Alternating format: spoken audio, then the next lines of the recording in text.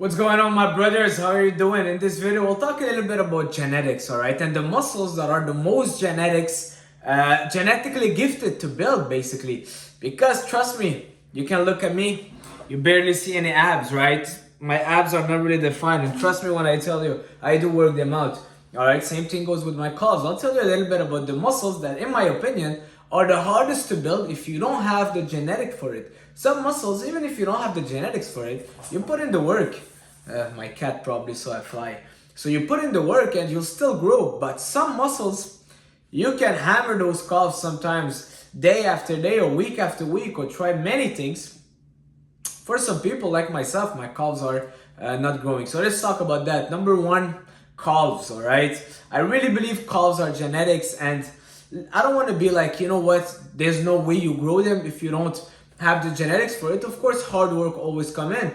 But I would say it's like 5 to 10% hard work and 90% genetics. I've seen it with guys that barely train their calves, and trust me, they've got the craziest calves ever. Some guys that are training their calves like crazy, really dedicating so many time on them, not seeing much improvement, all right? And that's why I'm like, you know what? Maybe I gotta give my calves a little bit less time, because I've been investing so much in my calves and I've been trying different things and reading and this and that. And at the end of the day, you don't have the genetics for your calves. Depending on the insertion, it will be a lot harder to grow. So that's number one. Number two, abs. All right, because yes, abs, you gotta be lean. You gotta start having that low body fat percentage to start seeing those abs, those six packs, to seeing how shredded you are. Well, you know what? Even when I was around 8-9% body fat, I was barely able to see my abs. And it's not as if I don't train them. If you touch my abs, they're rock solid. It's just that I don't have the shape of it. I don't know. I don't know if it's something that is genetics. My brother is the same thing. But you'll see dudes that are 15, 16, 17% body fat, but their six packs are popping out. All right. And they maybe never trained them. So yes, it is pretty genetics, the abs as well. All right. Number three, the traps. The traps is something that I wasn't able to really build those thick traps despite the work that I'm putting in. And a lot of naturals do still have traps. I know that we say, well, traps are for people that are enhanced, but I see some natural dudes with pretty nice, thick, traps coming out of the front, the neck. I've tried training my neck as well. Those little muscles, the traps, the neck, a lot of it has to do with the genetics. And you don't want to be wasting a whole workout just on doing traps, So I'll do 3-4 sets at the end of my shoulder workout, for example, but I'm not gonna have those craziest results. Forearms, for me, forearms, I was blessed genetically for my forearms.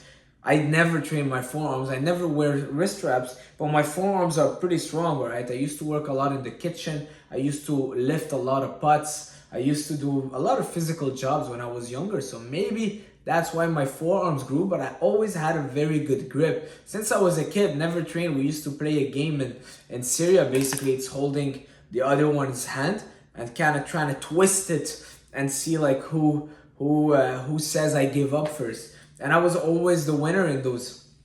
Just because of my grip I have a very small hand, but my grip is pretty strong.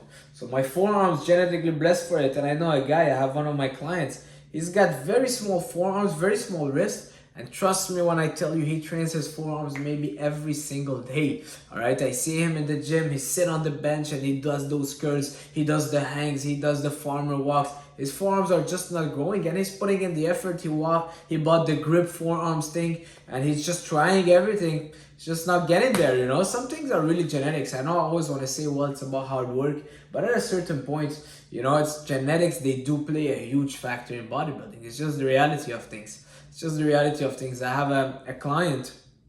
He's been training with me for almost 4 years, 3-4 years in person training. And he barely was able to put much weight on. Maybe he put, 10 pounds on.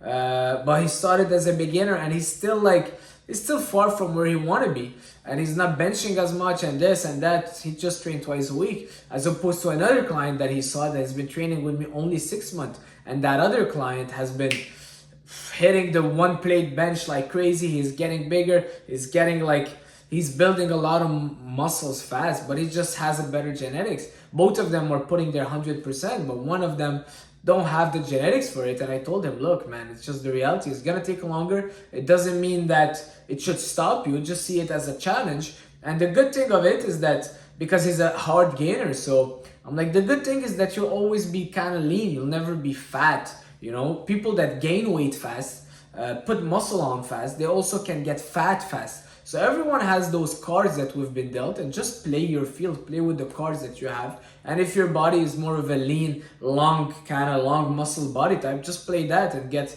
stay lean, build a little bit of muscle. For you, it's gonna be hard to get the weight on, but you'll be relatively shredded, as opposed to the guy that can put weight on, but will always have a hard time kind of getting shredded and kind of getting that vascularity that someone that is a hard gainer can get naturally.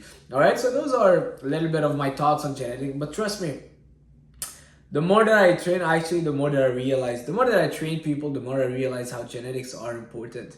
Yeah, I think I'm blessed with good genetics, because even for my chest, like, people are like, you got the craziest chest. Trust me, man, some workouts, all I do is push-ups. But I think it's also about really training the muscle and connecting with it and getting inside that muscle, the mind-muscle connection, and so on and so forth. So that's it for this video, guys. You guys let me know what you think. I want to hear your opinion. What other muscles do you think is really attached to genetics? What muscle have you been trying to grow? You're putting in the work, but no results. For me, it's the calves. The calves, trust me, man, when I tell you, I've been hammering them. Sometimes my clients are training and I'm doing calf raises and trying to squeeze my calves.